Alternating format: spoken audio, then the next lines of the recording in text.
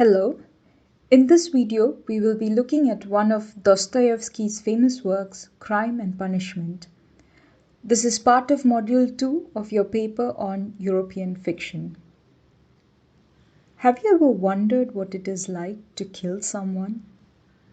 Have you thought of the psychology of a murderer? Do you think punishment for a crime is merely legal? What about the moral and religious ramifications of committing a crime?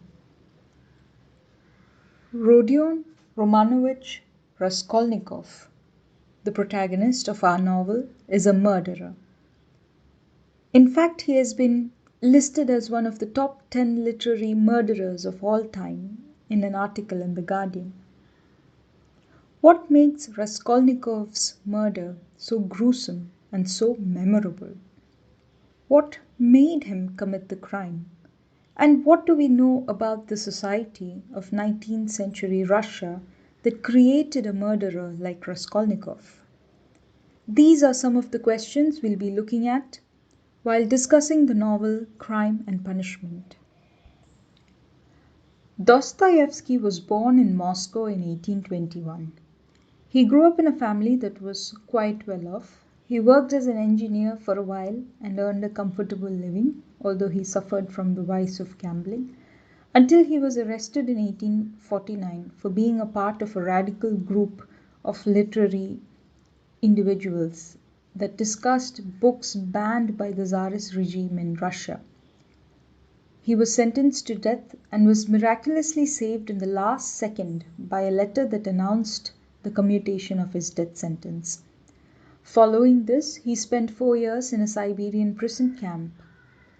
So the near-death experience and the time he spent in Siberia have had a huge influence on his writing and his philosophy.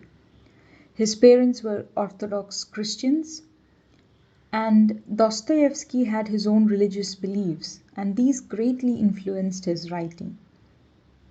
He is known to be one of the precursors of existentialist writing, and his works explore the psychology of modern individuals in the troubled political, social, and religious milieu of 19th century Russia. His most famous works include Notes from Underground, Crime and Punishment, which was published in 1866, The Idiot, The Brothers Karamazov, among others. Now let's take a look at the novel.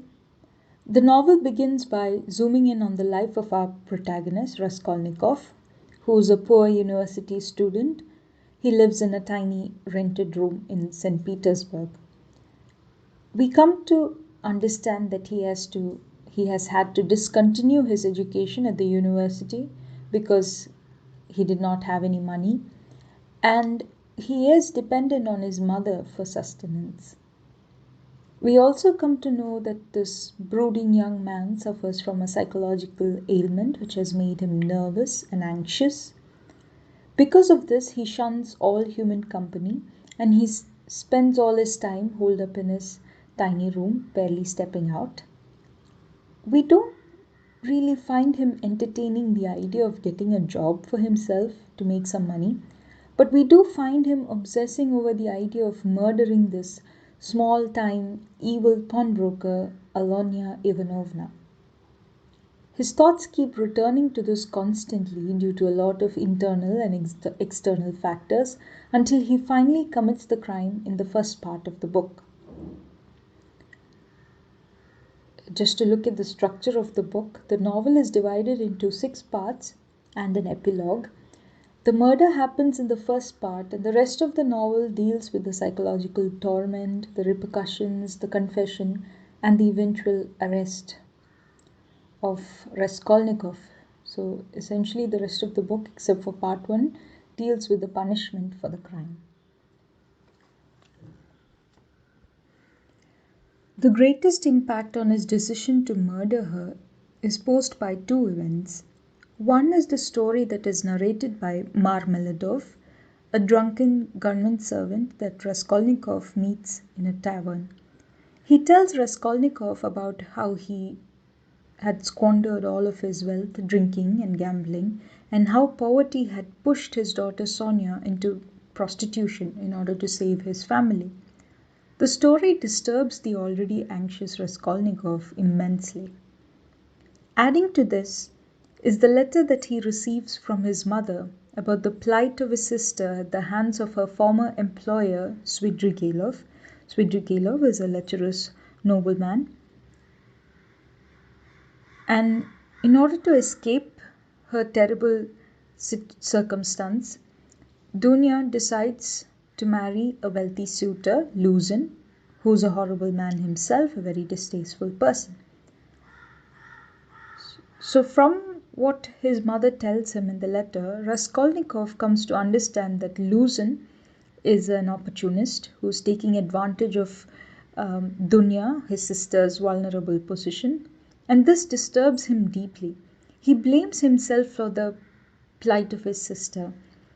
He makes parallels between Dunya, his sister, and Sonya, Marmeladov's daughter. He realizes that Dunya is making this sacrifice for his sake so that they will have money for survival. This worsens his mental anguish and he decides to murder Alonia.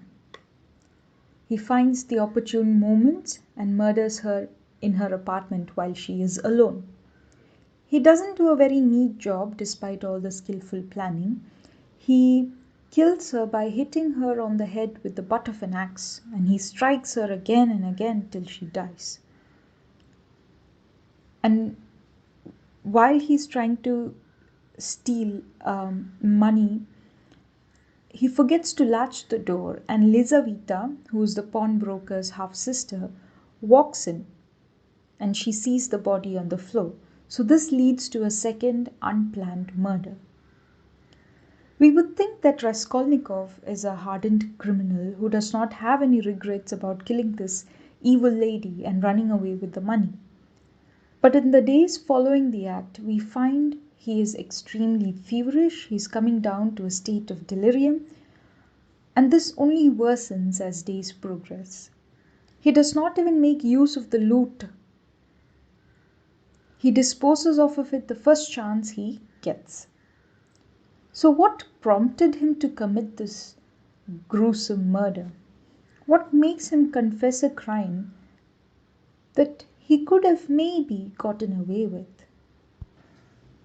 We understand more about his actions from the discussion he has with Porfiry, who is the police officer investigating the murder.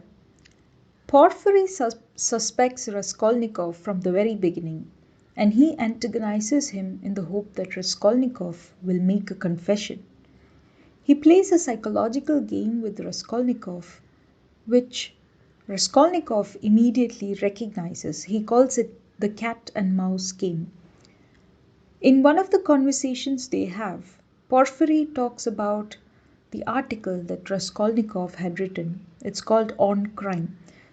So, in the article, Raskolnikov propounds a theory about crime and criminals. He divides mankind into ordinary and extraordinary people. Ordinary men, according to him, live in submission. They blindly obey all man-made laws, whether legal or moral. Then there are the extraordinary men.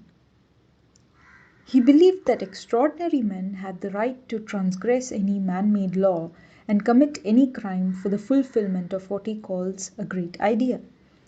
Extraordinary men are capable of giving something new, a new word, and thus they cannot submit to common law. So this is a very simplified conclusion that Porfiry makes of the theory. Porfiry becomes very interested in this idea of crime that Raskolnikov talks about in his paper. So Raskolnikov corrects him by saying that he has not sanctioned the right to commit crimes to any extraordinary man. He says an extraordinary man, according to him, commits a crime in order to destroy what exists in the name of what ought to exist. All great men were leaders. He gives the instance of Napoleon, have broken existing laws in order to bring about a new social order. So, in order to achieve this new idea or a new world order that is supposedly in the interest of humanity, a greater good for human beings, he believed it is okay in that case to shed blood or kill a few people without feeling guilty. He says in the book, I quote, "An extraordinary man has a right, not officially be it understood, but from and by his very individuality, to permit his conscience to overstep certain bounds, certain laws." So it is by virtue of the person's individuality that he has the right to commit a crime without being bothered by the guilt of having committed it. I know this sounds like a complex idea, but let me try to explain it once more with an example that Raskolnikov himself uses in the book. So he says, imagine if Kepler or Newton could not let the world know of their discoveries because of a few people who were opposed to it. So he says, in situations like this, Newton or Kepler had the right to do away with these few people standing in their way. So, for the greater good of humanity, they had the right to do away with these people. They had the right to assassinate, kill, or shed blood, or do whatever they wanted without feeling guilty. So, how has this theory of crime influenced Raskolnikov? Raskolnikov sees the pawnbroker as a blight upon society. She is cruel, she is ruthless, and he believes that the money she has with her can be used to help people. The person who murders her can use this money for the service of humanity and the good of all. This is his justification for the murder. So the crime that he does will not be morally wrong because he is doing it to help people who are in debt. In his confession to Sonia later in the book, he says that his reason to commit the murder was his ambition to be like Napoleon. He was also tormented by the thought that an intelligent man such as himself should rot in poverty when a cruel, dim-witted human being like Aahana should enjoy wealth. Raskolnikov considers himself to be a rational man, never swayed by emotions, but his perception of himself based on the theory fails when he realizes that he is being haunted by the growing voice of his conscience. He cannot escape his guilt. But remember, according to his theory, an extraordinary man should not be bothered by a crime such as this because he is doing it for a greater purpose. Throughout the book, we find Raskolnikov oscillating between his rational self and his emotional self. He emerges as a dual character fluctuating between these two extremes. He tries to be a cold, detached intellectual, but cannot help being warm, compassionate, and human. The two poles of his character are represented by two other characters in the book, Svidrigailov and Sonia. Svidrigailov epitomizes evil, and he is the idealized rationale that Raskolnikov wants to be. He adheres to his human desires. He's a lecherous man. He allegedly kills his wife. He sexually assaults a young girl who then commits suicide. He also drives his servant to suicide. Very reckless man. He even makes an attempt to rape Dunya, Raskolnikov's sister. And he does all this without guilt or anxiety. he commits suicide at the end of the book. And this is also his act of taking his own life is also seen by critics as a supreme act of will, considering how sinful it is to take one's own life. In Siberia, while he is in prison, Raskolnikov asks himself why he had not committed suicide. He says, why was the desire to live so strong? And why was it so hard to overcome it? Had not Svidrigailov overcome it? It was the trust he had in Sonia that made him confess and accept his 8-year sentence in Siberia. Sonia is the epitome of self-sacrifice. She has voluntarily given up herself in the service of her family. In this sense, she has the higher justice that Raskolnikov speaks of, a sacrifice of herself in order to save her family from impoverishment. But what saves Sonia is her belief in a religious value that is based on Christian principles. Sonia's sin of prostitution is immense, but her retribution lies in her faith. Her great suffering for her fellow beings, just like Christ's, will lead to her salvation. Sonia is kind, compassionate, meek, submissive. She is a symbol of the suffering of all humanity. While Raskolnikov debates whether he is a rational man or a God-fearing man, Sonia makes him realize the importance of love for humanity and how a human being has no right to take another's life. While confessing the crime to her, Sonia tells him, "You must make atonement so that you may be redeemed thereby." While confessing, Raskolnikov tries to hold on to his cold, rational image of himself, but Sonia sees right through him and asks him how he will live with this guilt. She sees his suffering.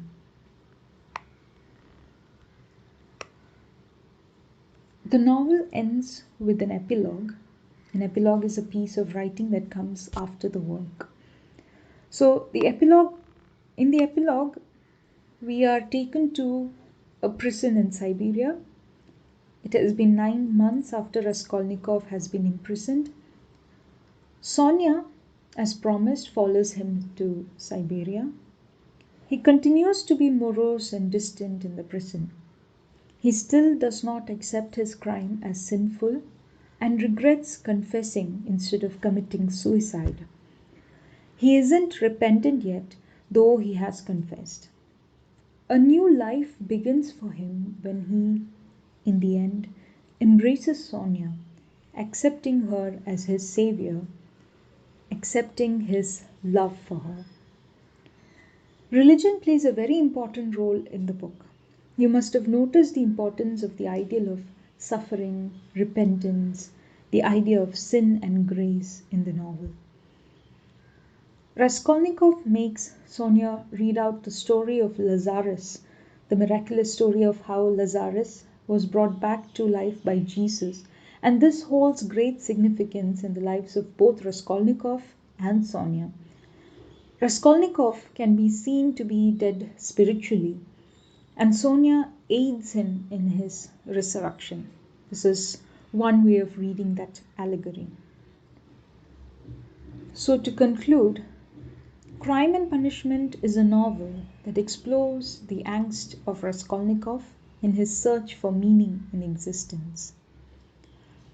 Dostoevsky was one of the greatest philosophers who laid the foundations for the kind of thinking and philosophy that came in the 20th century, especially existential philosophy. The book Crime and Punishment is a very complex novel, and this video barely manages to scratch the surface. I hope you're inspired to read the book and engage with it more profoundly. Thank you.